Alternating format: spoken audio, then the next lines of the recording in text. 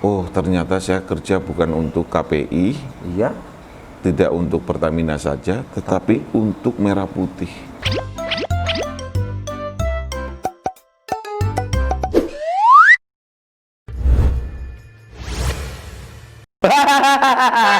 Samidi ngendong yuk kembali berjumpa.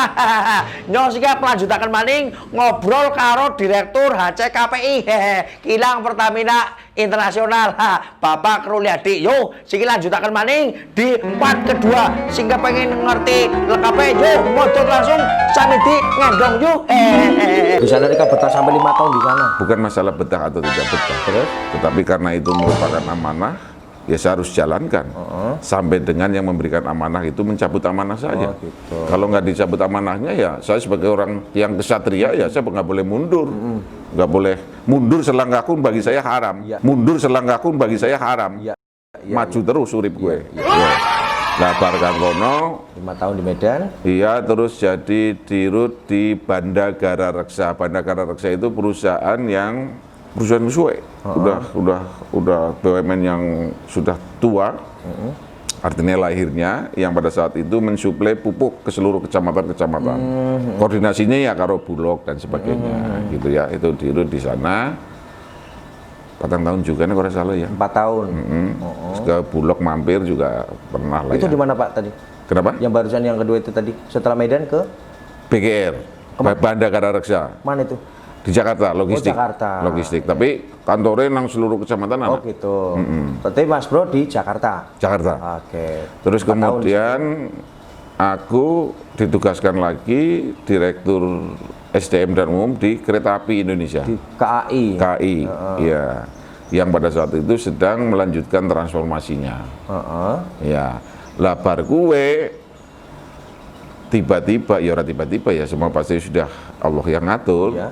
Nek ora salah 13 Juni wingi aku mendapatkan amanah menjadi Direktur Human Capital dan Business Support di PT Kilang Pertamina Internasional yang merupakan subholding dari PT Pertamina yang sekarang ini sedang melakukan transformasi.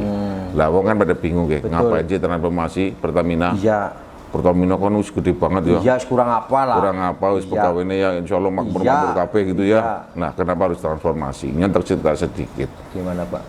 bahwa dunia itu sangat cepat berubah. Kita rasakan lah ya. Ya. Jangan bayangin waktu kecil sampai dengan sekarang, wah perubahannya sudah Iya luar biasa. betul. Oleh karena itu kita kalau kepingin survive, baik secara pribadi, organisasi, apalagi perusahaan kayak Pertamina ini harus adaptif, mampu menyesuaikan perkembangan-perkembangan yang ada di luar sana. Kemudian selain adaptif juga harus quick response, cepat mengambil keputusan. Nah, sikigie perusahaan-perusahaan yang kita takuti itu bukan perusahaan yang besar sebagai pesaingnya Pertamina, tetapi perusahaan yang cepat mengambil keputusan yang kita takuti.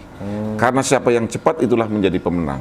Lah oleh karena itu program transformasi yang dilakukan Pertamina ini merupakan golden moment, artinya momen yang sangat tepat di mana Pertamina itu harus melakukan sebuah perubahan dari berbagai sisi dengan pola subholding seperti ini. Tujuannya cuma satu, Apa itu Pak? memperbesar Pertamina menjadi perusahaan yang berkelas dunia di bidang energi. Yang kedua adalah paling utama Apa itu? ketahanan energi Indonesia. Oh gitu. Gitu. Nasional, ya. Halo iya, ketahanan energi Indonesia. Caranya kepriwe? Ya harus berubah. Ya harus berubah. Ya harus berubah. Nek kayak gaya baik nanti suatu saat. Enggak, berubahnya berubah yang seperti apa? Sebentar. Ya berubah tentunya berubah ke arah yang lebih baik ya. Dengan adanya subholding ini, pola-pola subholding ini, maka organisasi dari sebuah subholding ini akan menjadi lincah, menjadi gesit, menjadi efisien. Yang ujung-ujungnya produktivitas menjadi andalan utama kita, profit menjadi utama kita. Selain memang fungsi sebagai satu-satunya perusahaan milik negara yang bergerak di bidang energi, ya harus mampu bersaing di global. Polanya seperti itu. Lah, sing dirubah apa nih? Yang paling utama yang dirubah adalah people. People-nya. Menungsane. Iya. Sing biasanya zona nyaman iki terus merasa terganggu, wah suara zaman nih. Ya. Memang bermasalah Pak People dari KPI sendiri selama ini? Loh, bukan masalah di Pertamina atau KPI bermasalah, di semua BUMN itu ya pasti lenek sikis biasa enak kon Iya. berubah orang enak kasarannya seperti itu kan susah. Iya, benar. Tetapi ingat bahwa tidak enak itu hanya dalam masa transformasi. Tetapi setelah transformasi itu tercapai, maka kita akan enak semua. Lebih baik pahit sekarang, kemudian punya harapan untuk menjadi enak daripada sekarang enak nyesuk mati. Itu prinsipnya kayak gitu.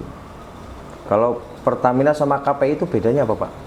Pertamina karo KPI ya pada baik. Hanya penggantian nama atau? Ya orang penggantian nama. Jadi gini, dengan adanya subholding, subholding itu menurut terjemahan saya beda dengan anak perusahaan. Iya. Oh. Karena yang turun itu seluruhnya, seluruh kegiatan operasional itu ada di subholding.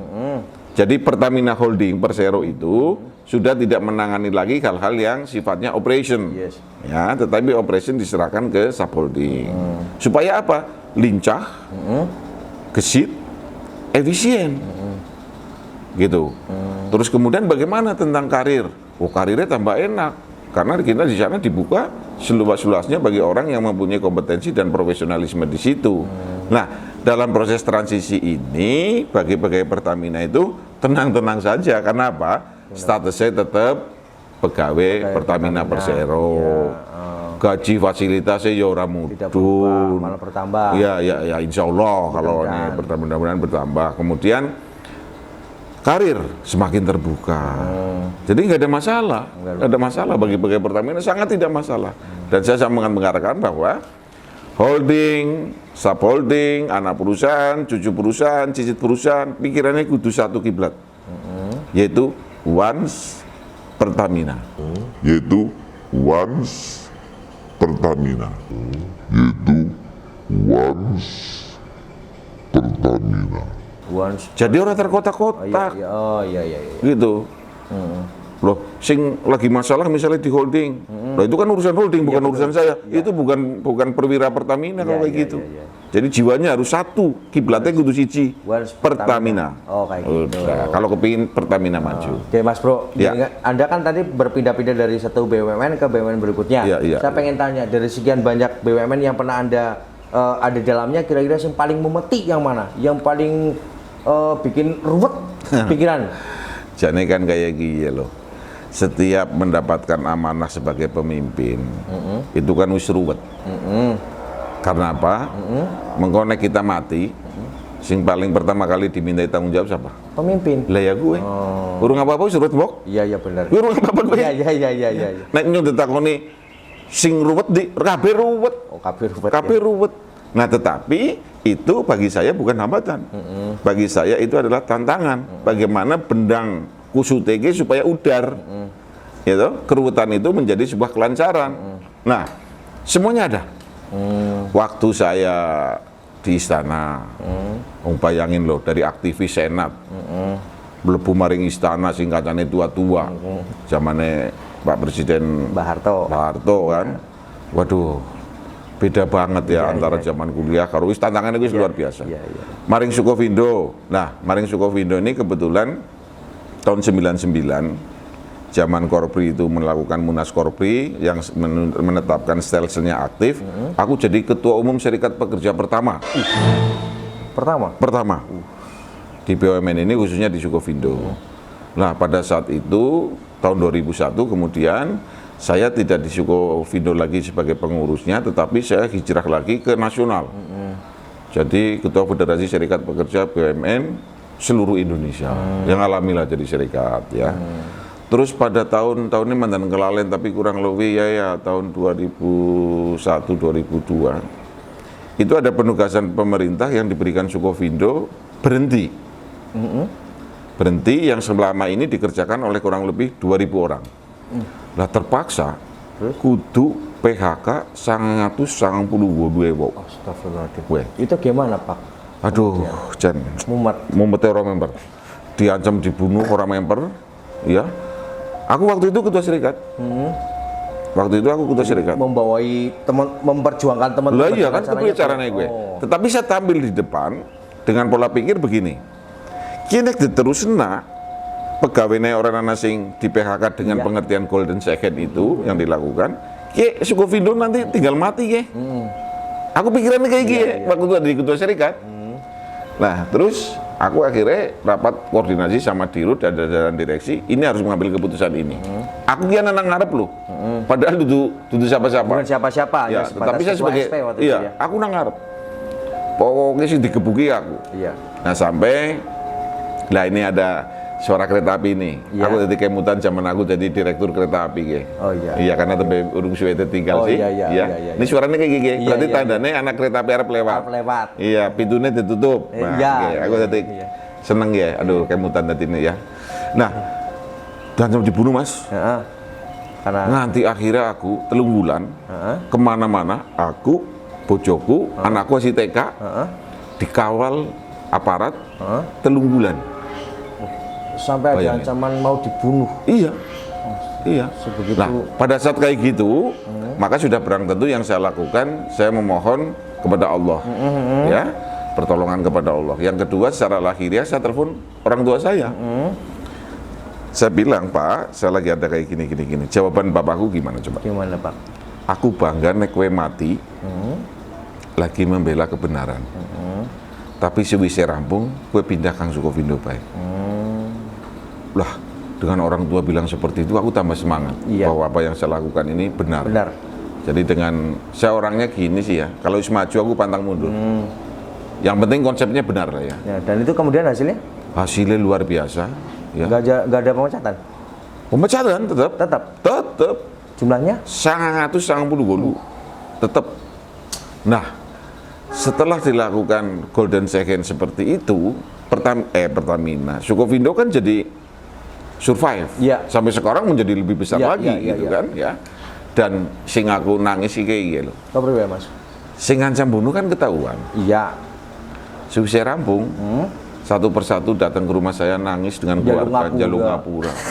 Padahal yang Ustaz maaf nak sebelum dia minta maaf ke saya. Bahkan sebelum dia meminta maaf pun sudah Dimaafkan gitu. karena saya sadar biasa kerja kok tiba-tiba Iya, bledek gitu ya, Iya, dapet iya, tir harus berhenti gitu. Itu yang di Iya. Sukovindo. Sinang Medan wis lah ora perlu tak kenal lah. Sinang Medan. Wis medeni maning we lah. Iya, iya. Lebih medeni maning. Iya. Nang BGR juga yang, kayak gitu. yang paling enak di mana Pak?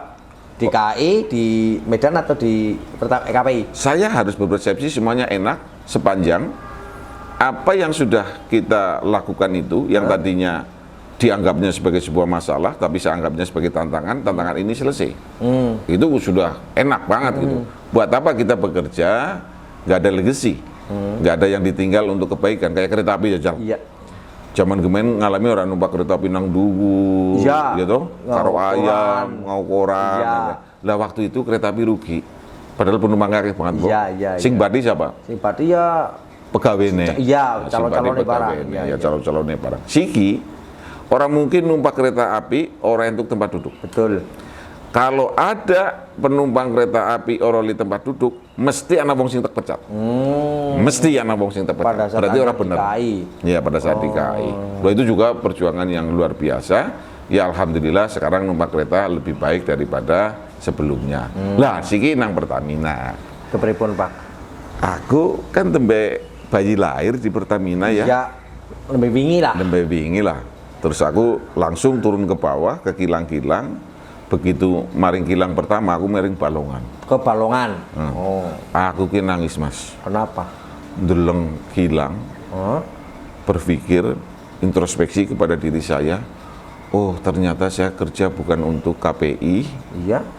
tidak untuk Pertamina saja, tetapi untuk Merah Putih. Aku ngebayangin gini. Sadon misalnya, Iya. ya, di Balongan. Balongan waktu itu. Jakarta suplai minyak dari mana? Bubar bok geger Indonesia gue. Iya benar. Jadi sangat bersyukur bahwa terutama para perwira Pertamina ya, yang bekerja di Pertamina tidak untuk diri kalian sendiri, tetapi untuk warga dan masyarakat bangsa Indonesia dan Merah Putih. Itu, aduh, merinding aku kalau denger itu ya. Karena nyatanya begitu. Karena nyatanya begitu. Tapi semangatnya ini apa ya? Malah bangkit. Loh iya, iyalah. Ya, bukan karena gaji gede ya. Iya. Bukan karena gaji gede gitu. Masalah gaji gede sih nomor satu Lah itu lah. nomor lebih lah. Iya. Iya. Kalau kedatangan Mas Ruli ke Cilacap dalam rangka apa ini? Oh iya, saya ke Cilacap itu bukan karena saya mau pulang ke Purbalingga ya. Iya. Saya datang ke Cilacap itu menjalankan misi yang relatif cukup berat. Minimal ada 5 produk yang harus saya bawa ke Jakarta, ke Cilacap ini. Yang pertama adalah kita kepingin memberikan sebuah informasi ke publik tentang Pertamina khususnya RU4 Cilacap ini, proyek-proyek yang sudah dan sedang serta akan digarap. Nah, pertama, kalau biasa, naik laporan kan biasa sudah. Tapi kita kepingin dalam bentuk visual. Jadi kemarin kayak bintang film syuting-syuting, pertama di proyek RDMP. RDMP, yang baru ini ya Pak ya? Ya, RDMP ini kan pengembangan. Pengembangan luar biasa lah. Pengembangan luar biasa nih, RU4 menjadi, sekarang aja udah paling besar, nanti akan menjadi lebih paling besar. Progresi Wispira, melibatkan masyarakat setempat berapa orang, terus multiplayer efek keberadaan proyek itu bagaimana dan sebagainya, itu tergambar sudah. Yang kedua adalah PLBC, Program Langit Biru Cilacap, ya, di mana ini belum diresmikan. Ini dibangun pada zamannya pemerintahan Pak Jokowi. Dan mudah-mudahan saya sangat mengharapkan pada kesempatan ini Pak Jokowi bisa berkenan untuk meresmikan program PLBC yang ada di kilang RU4 Cilacap, karena ini memang kilang baru ya, yang ramah lingkungan ya. Kemudian proyek RVCC itu sudah ongoing, sudah berjalan sekarang, dan kemudian yang terakhir adalah bukan kampung laut dulu ya, tapi kita lebih mengarah ke hutan mangrove. Tetapi sebelum ke hutan mangrove, aku mampir ke Ailo, kampung laut. Jenengan ke kampung laut? Iya. Ke Cilacap ke kampung laut? Iya, mari dalam kampung laut. apa, Ge? Lah kampung laut gue karena kita kampung laut kan cedek. Iya. Ya kan? Tapi menuju ke sananya ya kudu nganggo perahu kluthuk kayak si Madan Beti Sedidik jane nyong ya, tapi aku mari ngana. Lah pada saat ke sana saya disambut oleh warga masyarakat dengan antusias malah luar biasa antusias banget gitu ya. Dan sebelumnya saya pada cerita kan, melasi banget. Nah kan orang listrik, orang apa-apa, awale. Iya dulu, ya punya listrik. Nah sekarang ada sentuhan dari Pertamina, khususnya RU4 Cilacap ini, ada listrik tenaga surya, ada listrik tenaga angin, dan sekarang oversupply. Oversupply? Ya. Oh, artinya berlebihan? Berlebihan lah, oleh karena itu kemarin saya sampaikan bahwa kelebihan energi dari listrik ini kita akan gunakan untuk mengolah air. Dari payo menjadi air tawar, sehingga bisa diminum, bisa dibuat masak dan sebagainya. Karena air di sana mahal banget, gitu. Terus sayuran di sana nggak ada. Bisa di atas. Nah, oleh karena itu, dengan adanya air tawar ini bisa warga masyarakat di sana menanam sayur dengan pola hidroponik. Jadi sayurannya sangat markoto, gitu. Kemudian air bersih ada, biaya hidupnya menjadi lebih murah, dan wingi aku nyebar iwak nang tambak. Oh, nyebar iwak di tambak? Ya. Tambak orang sana? Tambak orang sana. Oh, kampung laut itu. Ya. Nah, setelah itu saya ke hutan mangrove. Hutan mangrove itu ternyata luar biasa. Hutan mangrove di kita ini, di Cilacap ini, 54 jenis. 54 jenis? Itu terbesar, terbanyak di Asia Tenggara. Oh. Medeni banget. Nang Cilacap mana nih gue ya? Nang Cilacap. Ku pemberian Gusti Allah gue. Orang nedandur. Manfaatnya apa gue mangrove, Pak? Orang member, aku ngerti nek, ngomong Pak, iya, push up dingin. Hah? Push up loh, itu kan janjian orang undang-undang. Aduh, malah kok push up bang. Lah kudu direktur ya kayaknya buke. Dajal kira-kira nyong gelem push up apa ora? Push up pembira ya. Konten di jawabane nang part ketiga sami di ngendong yuk karo Pak Ruli Adi. Kok nyotakon? Rika ngenang-ngenang ya ora isin ngomong Rika asline diri ka Mas Purbalingga kok ora isin. Babar belas ora izin.